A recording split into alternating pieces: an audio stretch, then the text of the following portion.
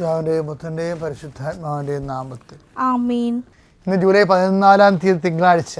അമ്മയോട് ചേർന്ന് പ്രാർത്ഥിക്കാം. അമ്മേ പരിശുദ്ധമ്മേ, അമ്മേ പരിശുദ്ധമ്മേ, ദേവമാതാവേ, ദൈവമാതാവേ, കൃപാസനത്തിലൂടെ ഞങ്ങൾക്കും ഞങ്ങളുടെ ദേശത്തിനും അമ്മ മധ്യസ്ഥം തേടി തന്ന എല്ലാ അനുഗ്രഹങ്ങൾക്കും കൃപകൾക്കും ഞങ്ങളിപ്പോൾ ഹൃദയം നിറഞ്ഞ നന്ദി പറയുന്നു.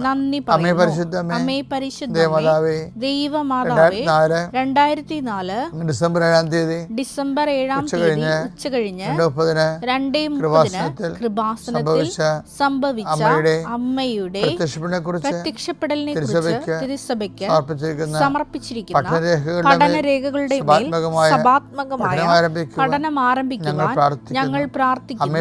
അമ്മേ പരിശുദ്ധമ്മേ, ഭൂസ്വർലോകങ്ങളുടെ രാജ്ഞിയായ അങ്ങേയ്ക്ക് ഭൗമ സംരക്ഷണത്തിനായി പ്രപഞ്ചപ്രകൃതിയെ തന്നെ തിരുസഭ പ്രതിഷ്ഠിക്കുവാൻ ഈ പ്രത്യക്ഷീകരണം വഴി ഇടയാക്കി പരിശുദ്ധമ്മേ, ജപമാല മാതാവേ, സകല കൃപാസനം പ്രാർത്ഥനകളോടും ചേർത്ത് ഞങ്ങളിപ്പോൾ പ്രാർത്ഥിക്കുന്ന ഈ കുടുംബത്തിന്റെ പ്രത്യേക നിയോഗം. മക്കളെ,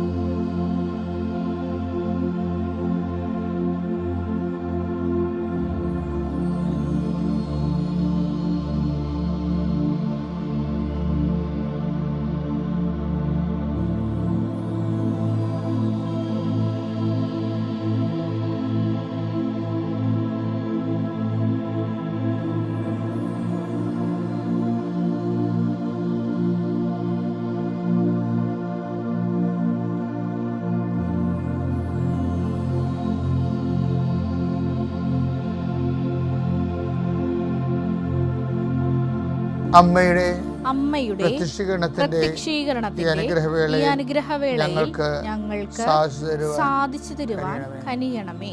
വിശ്വാസ പ്രമാണം. സർവശക്തനായ പിതാവും ആകാശത്തിന്റെയും ഭൂമിയുടെയും സൃഷ്ടാവുമായ ദൈവത്തിൽ ഞാൻ വിശ്വസിക്കുന്നു. അവിടുത്തെ ഏകപുത്രനും ഞങ്ങളുടെ കർത്താവുമായ ഈശോമിശിഹായിലും ഞാൻ വിശ്വസിക്കുന്നു. ഈ പുത്രൻ പരിശുദ്ധാത്മാവിനാൽ ഗർഭസ്ഥനായി കന്യകാമറിയത്തിൽ നിന്ന് പിറന്ന് പൊന്തിയോസ് പീലാത്തോസിന്റെ കാലത്ത് പീഡകൾ സഹിച്ച് കുരിശിൽ തറയ്ക്കപ്പെട്ട് മരിച്ച് അടക്കപ്പെട്ട് പാതാളങ്ങളിൽ ഇറങ്ങി മരിച്ചവരുടെ ഇടയിൽ നിന്ന് 3-ാം നാൾ ഉയർത്ത് സ്വർഗത്തിലേക്ക് എഴുന്നള്ളി സർവശക്തിയുള്ള പിതാവായ ദൈവത്തിന്റെ വലതുഭാഗത്തിരിക്കുന്നു. അവിടെ നിന്ന് ജീവിക്കുന്നവരെയും മരിച്ചവരെയും വിധിക്കുവാൻ വരുമെന്നും ഞാൻ വിശ്വസിക്കുന്നു. പരിശുദ്ധാത്മാവിലും ഞാൻ വിശ്വസിക്കുന്നു.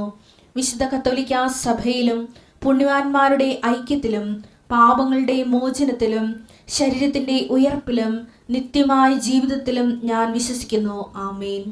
സ്വർഗ്ഗസ്ഥനായ ഞങ്ങളുടെ പിതാവേ, അങ്ങയുടെ നാമം പൂജിതമാകണമേ. അങ്ങയുടെ രാജ്യം വരണമേ. അങ്ങയുടെ തിരുമനസ് സ്വർഗത്തിലെ പോലെ ഭൂമിയിലും ആകണമേ. അന്നു വേണ്ടുന്ന ആഹാരം ഇന്ന് ഞങ്ങൾക്ക് തരണമേ.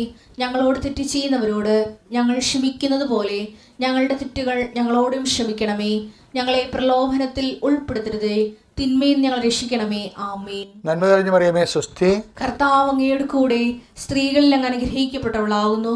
അങ്ങയുടെ ഉദരത്തിൻ ഫലമായി ഈശോ അനുഗ്രഹിക്കപ്പെട്ടവനാകുന്നു.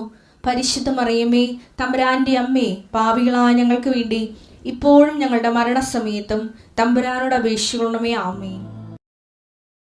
എൻ്റെ കർത്താവിൻ്റെ ഉന്നതമായ നാമത്തിൽ ഈ പ്രഭാതം നൽകി നന്ദി പറയുന്നു. ഓരോ 2 സെക്കൻഡ് ഓരോ മനുഷ്യർ മരിക്കുന്ന ഈ രാത്രിയുടെ യാമങ്ങളിൽ കോടികൾ മരിച്ചു മാറിയുമ്പോഴും നീ ജീവിച്ചിരിക്കുന്നു എന്നുള്ള സത്യം, ദൈവത്തിന് വേണ്ടി ജീവിക്കാൻ വേണ്ടിയുള്ള ദൈവവിളിയാണ് ഓരോ ദിവസവും. ദൈവവേദനെ, നിൻ്റെ കണ്ണുകളെ, നിൻ്റെ കാതുകളെ, നീ കാണുന്ന കാഴ്ചകളെ, ഇന്ന് കാണുന്ന കാഴ്ചകളെ, ഇന്ന് കേൾക്കുന്ന ശബ്ദങ്ങളെ, നീ സംസാരിക്കുന്ന സംസാരങ്ങളെ, കർത്താവ് ആകാത്ത കാഴ്ചയെന്നും വേണ്ടാത്ത കേൾവിയെന്നും കർത്താവ് നിന്നെ സംരക്ഷിക്കട്ടെ. എൻ്റെ കർത്താവിൻ്റെ ഉന്നതമായ നാമത്തിലെ സഭയുടെ അധികാരത്തിൽ കുരിശിൻ്റെ അടയാളത്തിൽ നിൻ്റെ കാൽച്ചുവടുകളെ കർത്താവ് അനുധാവനം ചെയ്യുകയും നിന്നെ സംരക്ഷിക്കുകയും ചെയ്യട്ടെ. ദൈവവേദനെ, നീ നടക്കേണ്ട വഴി നിൻ്റെ മുഖത്ത് നോക്കി ഞാൻ നിന്നെ ഉപദേശിക്കുന്ന അരുളി ചെയ്ത കർത്താവിൻ്റെ വചനത്തിൻ്റെ ശക്തിയാലും വാഗ്ദാനത്താലും നീ നടക്കേണ്ട വഴി കർത്താവ് നിശ്ചയിക്കുകയും നീ എത്തേണ്ടിടത്ത് നിന്നെ എത്തിക്കുകയും ചെയ്യട്ടെ എന്ന് പ്രാർത്ഥിക്കും. കടലിൽ സഞ്ചരിക്കുന്നവരുണ്ട്, ആകാശങ്ങളിൽ സഞ്ചരിക്കുന്നവരുണ്ട്, റോഡിൽ സഞ്ചരിക്കുന്നവരുണ്ട്.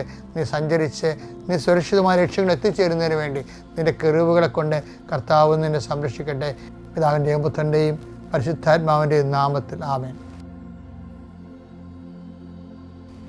എൻ്റെ പ്രിയപ്പെട്ടവരെ, ദൈവം ലോകത്തെ സൃഷ്ടിച്ചപ്പോഴേ ഓരോരുത്തരെയും പേര് ചൊല്ലി വിളിച്ചെന്നാണ് പറയണത്. ഇരുട്ടിനെ ഇരുട്ടെന്നും രാത്രി രാത്രിയെന്നും മൃഗത്തെ മൃഗമെന്നും ഇങ്ങനെ ഓരോന്നിൻ്റെ പേര് ചൊല്ലി വിളി. നാമം ദൈവം ഉണ്ടാക്കിയതാണ്. ആ നാമത്തിലാണ് നമ്മൾ അറിയപ്പെടുന്നത്. അതുകൊണ്ട് നാമത്തെ കീഴടക്കാൻ നാമത്തിനെ പറ്റത്തുള്ളൂ. Body grows by eating bodies. ശരീരം വളരണത് മറ്റ് ശരീരങ്ങളെ കഴിച്ചുകൊണ്ടാണ്.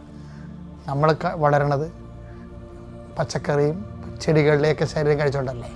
അതുപോലെ നാമത്തെ കീഴടക്കാൻ നാമത്തിനെ പറ്റത്തുള്ളൂ. അതാണ് ക്രിസ്തുവിൻ്റെ നാമം. ഫിലിപ്പി 2:9 എല്ലാ നാമങ്ങൾക്കും ഉപരിയായ നാമം നൽകുകയും ചെയ്തു. ഉപരിയായ നാമം നൽകുകയും ചെയ്തു എന്ന് പറയുമ്പോൾ എന്താണത്? ഇപ്പം ക്രിസ്തുവിനെ സംബന്ധിച്ചിടത്തോളം പ്രശ്നം, ക്യാൻസർ, ജപ്തി, അപകടം, തകർച്ച, തോൽവി ഇതെല്ലാം ഒരു നാമമല്ലേ. ഈ നാമങ്ങളെക്കാളെല്ലാം ഉന്നതമായ നാമത്തിൻ്റെ പേരെന്താണ്? കർത്താവ്. കർത്താവ് എന്ന് പറയുമ്പോൾ ഇതെല്ലാം അതിൻ്റെ താഴെയാണ് നിൽക്കുന്നത്. ഒരു വിഷയം ഉണ്ടായാൽ കർത്തനാമത്തിലുള്ള വിശ്വാസവും സ്നേഹവും കൊണ്ട് നമ്മൾക്ക് ക്രിസ്തുവിൻ്റെ പേരിൻ്റെ ഒരു നാമം, ക്രിസ്തു എന്ന് പറഞ്ഞൊരു പേരില്ലേ, ആ പേര്, ആ നാമത്തിന് ഒരു അനുഭവമുണ്ട്. ആ ക്രിസ്തു എന്നുള്ളൊരു പേരല്ല. കർത്താവ് എല്ലാ ഉന്നതമായ നാമവും ആരാണ്? ക്രിസ്തുവിൻ്റെ നാമം. ക്രിസ്തു എന്നുള്ളത് എന്താണ്? ഒരു പേരല്ലേ. ആ പേരിന് എൻ്റെ അർത്ഥതലങ്ങളിൽ ഒരു അനുഭവമുണ്ട്. എന്താണത്? അഭിഷേകം, അഭിഷിക്തൻ എന്നാണ്. ക്രിസ്തു എന്ന് വെച്ച് കഴിഞ്ഞാൽ അഭിഷിക്തൻ എന്ന അർത്ഥമുണ്ട്, മിശിക. അപ്പോൾ അതിൻ്റെ അർത്ഥം എന്താണ്? ക്രിസ്തു എല്ലാ നാമങ്ങളെ ഉന്നതമായ നാമം വിശ്വാസം കൊണ്ട് അഭിഷേകമായി നമ്മൾ അനുഭവിച്ചാൽ നമുക്ക് അതിജീവനം സാധ്യമാണെന്നുള്ളതാണ്. അങ്ങനെ അഭിഷേകത്തിൽ അതിജീവനം സാധ്യമാകുന്ന വേറെ ഒരു നാമം ഇല്ല, മറ്റൊരു നാമം നൽകപ്പെട്ടിട്ടില്ല. അത്യപൂർവ ദൈവാനുഭവങ്ങൾ ഇനി നിങ്ങൾക്കും സ്വന്തം. ഈ യൂട്യൂബ് ചാനൽ ഇതുവരെ സബ്സ്ക്രൈബ് ചെയ്തിട്ടില്ലെങ്കിൽ ഇപ്പോൾ തന്നെ സബ്സ്ക്രൈബ് ചെയ്യുക. ഈ വീഡിയോ ഇപ്പോൾ തന്നെ നിങ്ങളുടെ സുഹൃത്തുക്കൾക്ക് ഷെയർ ചെയ്തുകൊണ്ട് കർത്താവിൻ്റെ പ്രേക്ഷിതരാകുക.